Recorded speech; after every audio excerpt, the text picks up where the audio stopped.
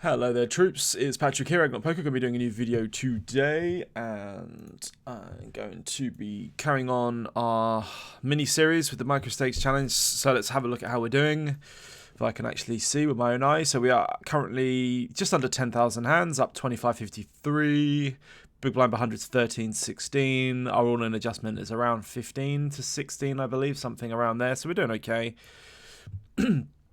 Let's see if we can jump back in the action and make some money today. That would be really nice. So let's get started. I think we'd like to put some tables up. Let's move this. The tabs coming out my ears. Let's get this out of the way. Right. Okay. Let's have a look. So, give me a second. Two. I would like Halley 1. Is that? Yeah, we're good to go. Excellent. Okie dokie. So we can be doing some calling and primarily calling with some 3-bet table 1. I think we're going to be mostly folding table 2 with the rigs. Defend. Flop and top pair could be leading. I don't think I'm going to be leading. I think let's just start with check.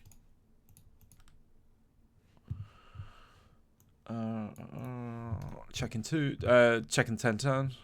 And going to be going for 1 big blind of value versus ace high. Try and get called by ace king, ace queen, ace jack. Do not get it.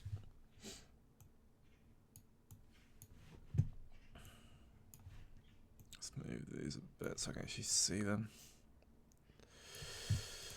Okay, as always, guys, thank you so much for all the support. Please keep liking, commenting, subscribing on the channel. Click the bell icon, all the usual jargon and jazz. So, A4 suited with no information, I'm just going to fold. This guy's got 1,200 big blinds. It's pretty impressive for 1 cent, 2 cent.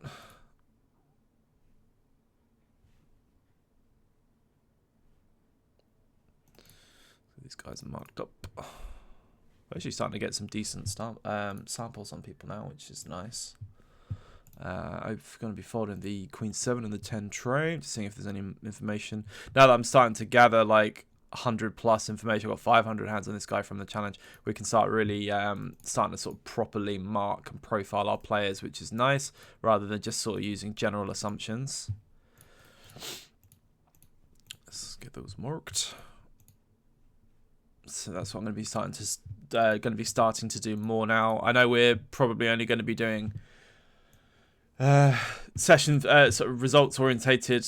We're going to be doing if we continue to be running and playing relatively well, we're going to be looking to increase our stakes soon. So I don't know how relevant these HUDs are going to be soon enough when we start moving up to 5L or introducing 5L tables, but at least we've got this information for the 2L streets as we play them. Wow, this guy's got a 1% open. That's pretty terrifying. I've never actually seen that. 73 hands, 10% VP at 1% PFR. That's really scary. I'd be very scared, I think, if that person decided to open a hand. I believe it'd be probably quite strong. Also, just a bit of a heads up, guys. In the next couple of weeks, we're going to be doing some... I'm not going to be going away from this sort of like mini challenge series, as it's been doing pretty well and getting some quite good feedback and people have been enjoying it, but I think there's been a bit of an outcry for some more games, and I'm going to open this ace-9 off because I've got so many recreationals and shorties all over the place. Yeah, let's do that. A lot of people have been asking for more 50L, 100L, etc. content, so I will be doing some more of that coming up soon, so do look out for that. It will be coming up in the next couple of weeks. We're folding this 10-7. So against the recreation, we're primarily betting. This is a 12-7. This is a very, very tight player. So him calling in the small blind, I'm actually going to check the flop. Just going to do a little bit of control and just see how he plays. Versus double check. This guy's now just got like king, queen. He's got pairs, etc. So I think I'm just going to go about half pot to try and target a pair of 8s, a pair of 9s. If he check raises us, this guy's a 12-7-0. So if we get check raised, we would just fold directly. Jack deuce. We got no information. Let's just fold.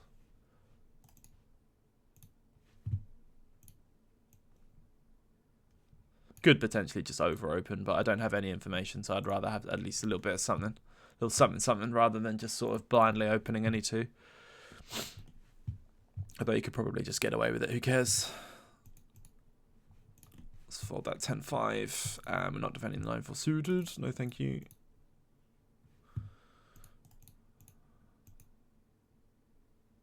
Pocket queens and ace-jack suited. These are very nice hands.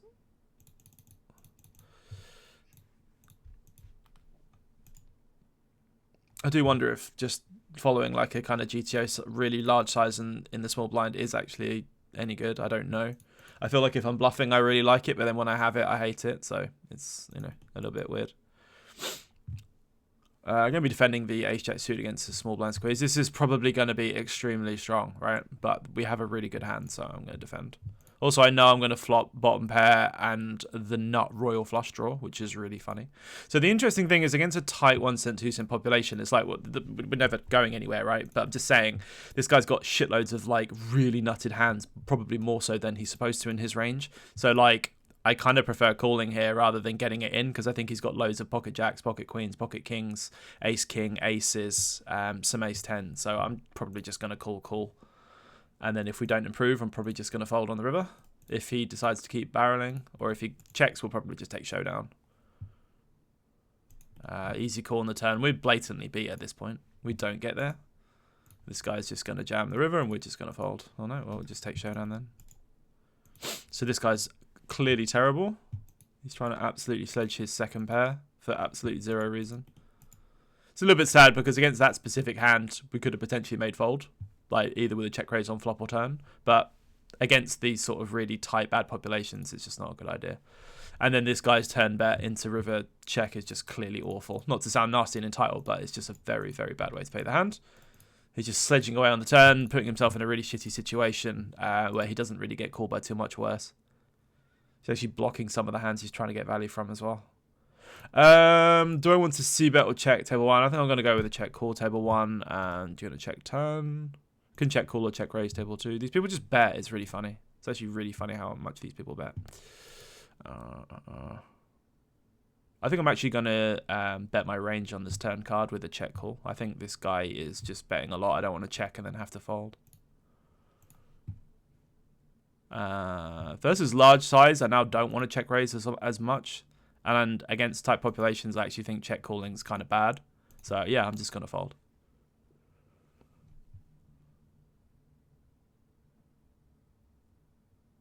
Again, we're kind of purely exploitative, aren't we? We're not really doing anything balanced or protected. We're just trying to make the most money or save the most money, aren't we? So, pretty easy way to play the game.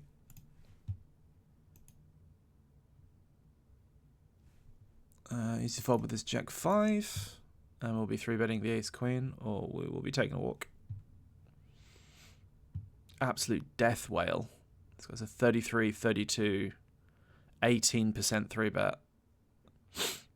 I'm kind of what I'm going to do here is I'm going to flat this small blind to try and induce this guy to squeeze, and then I'm going to jam over the top of it. I think that's what I'm going to do. Or he just auto folds. We'll be check continuing. Facing one big blind, we are just actually just ahead loads of the time, so we can call or raise, both are fine. Won't be leading the ace of diamonds turn. It's an easy check. Against snap check, we're just going to be betting, hoping this guy's got like ace 10 or something. I'm not going to be nuking, I don't think. I mean, we could, but it's just a question of does this guy call with like anything other than like ace king or ace queen or better when we go really big when he snap checks the turn. I think 4's about right. I think we can get called with 4. See these people. Do you see what I'm saying? It's like fucking so tight. It's quite funny. It's quite funny as well because our what the fuck is this? I guess I'm just gonna min click back. So this guy goes from 2.5 to. I was just saying like we kind of got saved by not 3-betting the ace queen into the ace king and then turning a top pair, so we actually saved money, which is quite funny. This is just a really weird SPR. I think I'm just going to bet small and see if this guy just sticks it in with his overpairs or maybe bluffs the flop. Cool. How do you just realize equity? It just baffles me. Really baffles. I mean, like, I'm just saying, like, with the site, like, this guy is 3-bet sizing 3-betting us and calling a 4-bet is completely fine. I'm just saying it just baffles me how like people kind of put themselves in really weird situations with the sizes and then just like make massive hands. It's like fucking hell. How do you just flop that? You flop the nut flush draw. Going to be 3-betting the ace king suited. Now what I'm going to do here is I'm not going to make this massive. I'm going to go about 10. Try and get this guy to call and then get this guy potentially to shove.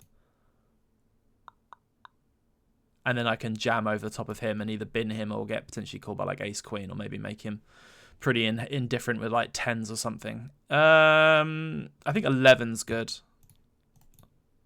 So hoping this guy now jams. I mean, it's not the end of the world if he just calls either, but it's just like, you know,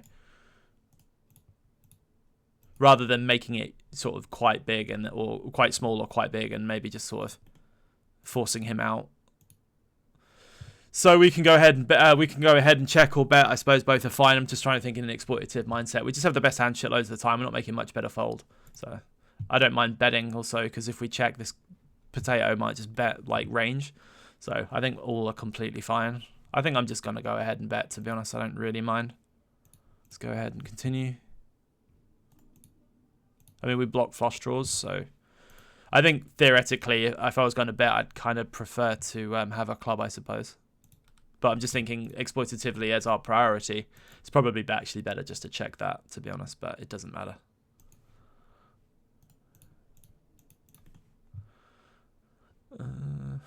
Following the queen 8. Sad peps.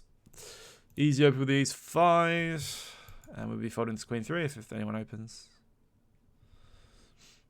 That's kind of weird. This guy's got quite strong aggressive stats.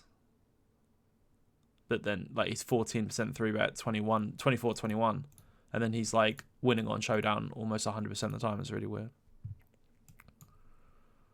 So we would be doing some folding, some calling, and some 4-betting in this dynamic, table 2. But it's like, we're not going to be doing 4-bet bluffs against the effectively just awful, really tight nits at 1 cent, 2 cent. I'm even tempted to fold, but we've just got such a good price. Like, if this guy's got kings, for example, we've got a good price in position, so I'm just going to defend.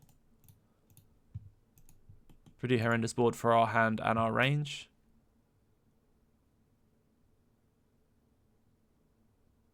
Easy fold.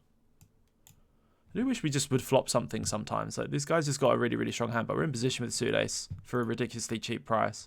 We just flop a nice little piece of nothing every time. And then we flop a pair and the gut shot royal flush draw. And just nothing. Nada. Although we had aces, so, and we held against the nut flush draw, so I probably can't complain. Just me being a boomer, me being a nit.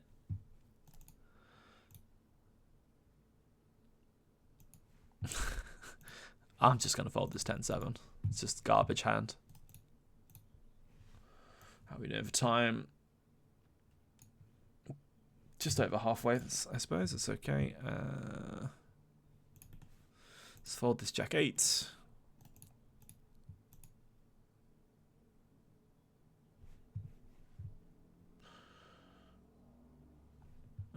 Easy open jack 10.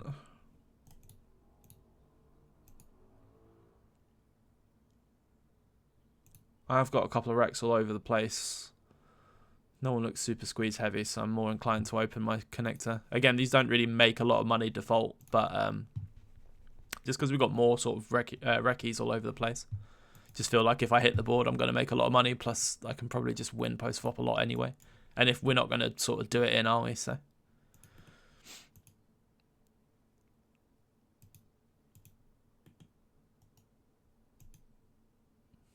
Tanking is always bad. It's usually like fake Hollywood into a 3-bet with value.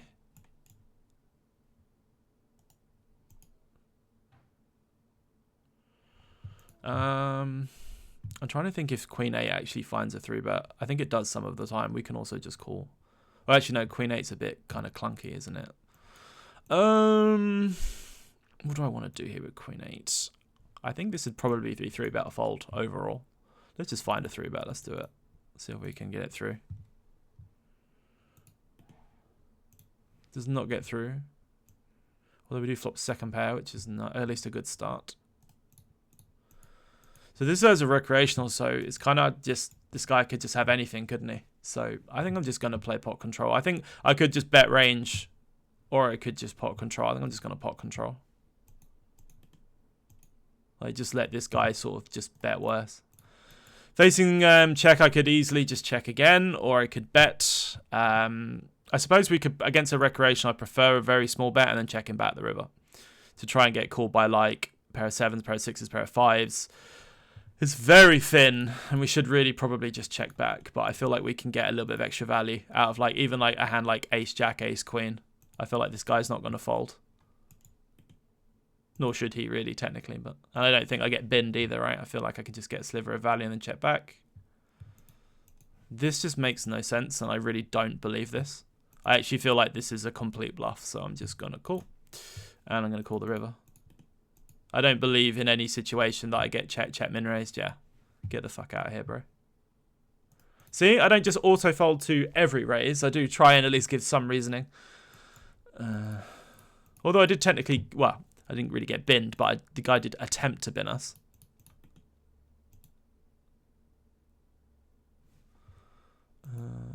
Fold this king 3. See, had he just followed up with the river, I mean, again, I would have called him there, but it's like, I just know that his check min raise is a load of complete shite, to be honest. But it's like, had he been like at least semi-interested, or had some hands that aren't just like total garbage when he does that shit, then, you know, maybe it would have been a little bit better. But pocket fours here, I'm just going to check in this limp pot and call the flop. I don't think raising makes any sense. We could potentially just lead, but it's like, it doesn't really accomplish anything. Of course, people just bet their entire range, because why not? Checking turn. If this guy bets a turn, I don't really know what I want to do. It's probably just fold, because we block 4-5. We block like 4-7. We block flush draws. I'm just going to check and try and get to showdown. I don't know what I'm going to do if this guy bets. The question is, can we get value from worse? It's kind of weird, because I think GTO-wise, it's primarily a check or like one big blind here to try and get called by like a pocket deuces, 3x, and then maybe some bluff catch, but I think it's way too thin. So I'm thinking exploitatively, do I want to bet really, really small and fold? Do I want to just check? I think I'm just going to check and just see if we can take showdown. I just don't think we win, and I don't think we get many hands to fold. So I think we're just in that kind of spot, aren't we? Fold this jack deuce, check in the 9-6. Let me guess, he bets entire range because check 2. Oh yeah, what a surprise. I'm not calling with the low end gut shot. That's why betting is so much more effective when you're bluffing, because it's just these guys just fold, and then when you check, they always bet. So it's like you're better off having like to see bet for value, or be checking for pot control, and then being ready to sort of call down against certain players and some board textures. And then like the pot control works quite well with a lot of different types of hands that you kind of feel like you're ahead on, can't really get value on, but then can induce bluffs, and people kind of overstab. They don't necessarily go crazy, but they sort of over attack flops and turns and so on, and sort of do it in, which is pretty good. Also having a lot, like if you're going to see bet, I've said it a million times, but I guess I'll say it one more. Like if you're going, I'm going to roll a call this time. We do call sometimes, but I just, against UTG, I love flatting hands like ace king. I feel like I make more money than 3-betting. So I'm going to call this time. So with, sorry, I've got loads of shit going on all over the place. I put myself in an awkward spot. Table 2.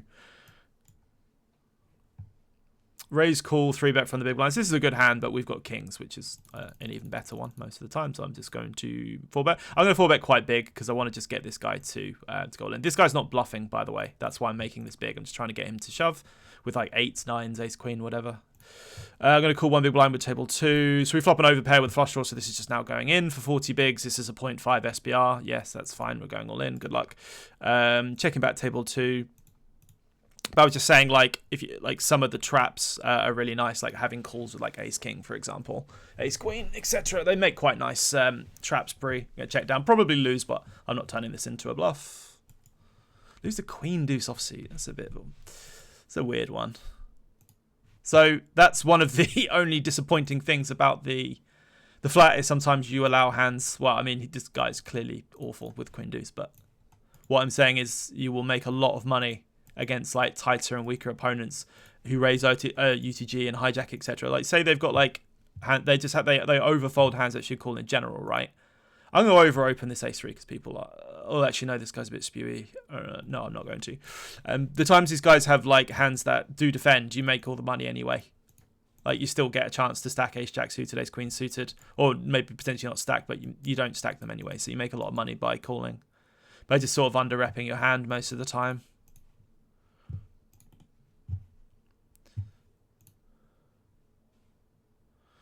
So we have slightly more deuces than this guy, but then this guy's got all the nut over pairs. So paired boards are generally better for the aggressor. I think what I'm going to do, because the jack doesn't... He's got, when he checks back, like the population check back, like loads of like ace, king, ace, queen, ace, jack, and don't really check back king highs. So it's like, I know my hand's just no good immediately, but the jack does hit his range, like ace, queen, ace, king, ace, jack. So what I'm going to do is I'm going to check the turn, and if no queen, king, or queen or king hits the river, then I'm going to try and bluff him off a better ace high. So I'm going to check the turn.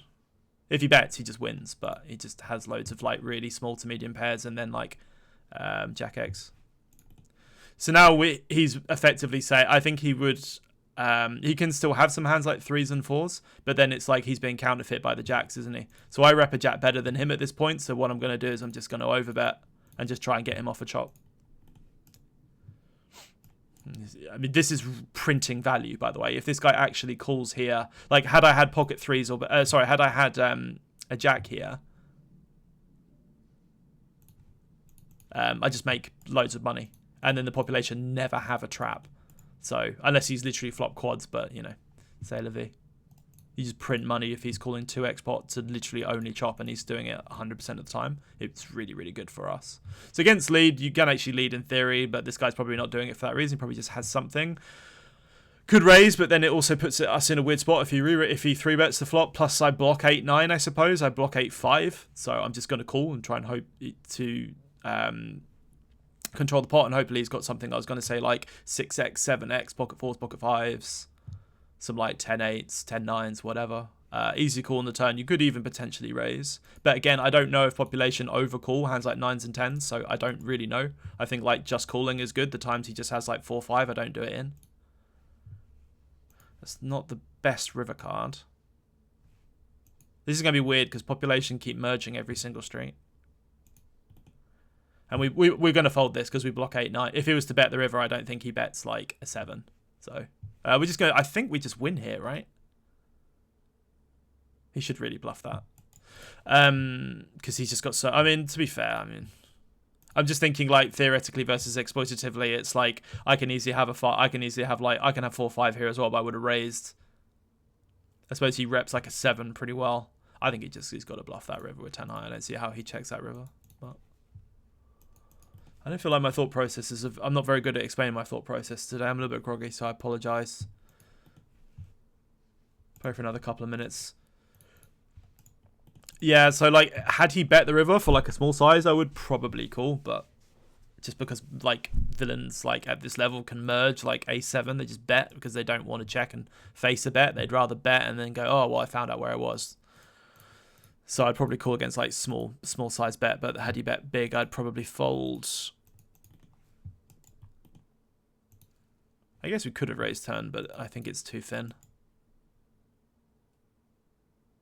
Or maybe not thin, but it's just like we're kind of putting ourselves in a box if he raises, which is a bit weird.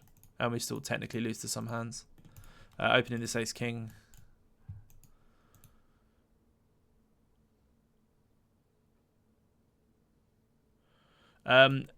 You can have some defense with king-9, but against a 3x short stack, I'm going to fold. We're going to set out on the next big blind, and we will be done. Let's fold this 8-3. We'll be raising the 8-9.